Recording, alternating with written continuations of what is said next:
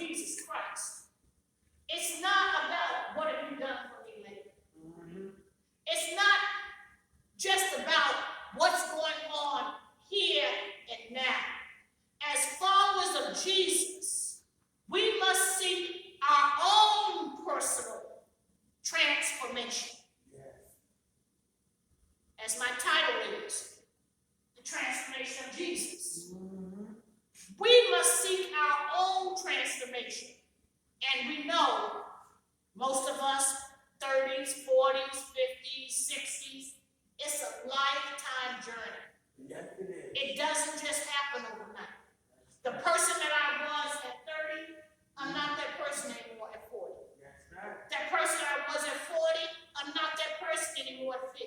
That's right. That person I was at 50, I'm not that person anymore at 60. That's right. That person I am now at 17, I'm not that person anymore that I was at 7 years of age. That's right. It's a lifelong journey. And so in closing, we must remember, and I want to highlight 3 things that the Lord of glory expects us to do in his majesty. The Lord of glory, boundless in his majesty, was crucified for sinners because he offered himself. There are many people who say that Jesus was killed. Jesus was not killed. Jesus gave up his life. Jesus did not have to die for our sin. Mankind could not kill Jesus. They believed they killed Jesus. But mankind could not and did not. That's how powerful he was. He was divine. Mankind did not kill Jesus. They could not kill Jesus because he was divine. But Jesus, because he loved us so much. And moms and dads, you know that feeling. When it comes to your children, you would die for them. You put them before yourself. You give to them before you give to yourself. And if anybody tries to harm them, they're going to have to go through you before they can get to them. And just as Jesus, who considers us our children, considers us his children, Jesus considers us his children. Just as we would die for our children, Jesus died for us. Jesus died for us. And that's important for us to remember that no man took Jesus' life. Jesus gave up his life. And number 2, hold fast to God's promise. Because if he said it, he's going to do it. If it's in that word, that book, he's going to do it. All of those promises that we find in the word of God, he's going to do it. Because he's not a man that he would lie.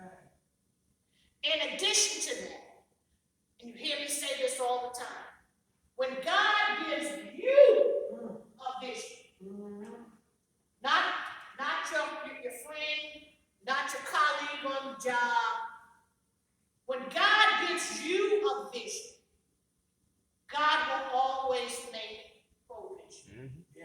Have you ever noticed that whenever you buy a certain kind of car, or you have a particular song that you like, or a particular color that you like, you start seeing it everywhere. And before you never even notice it. It's important what we let come into our mind and what we let come out of our mouths.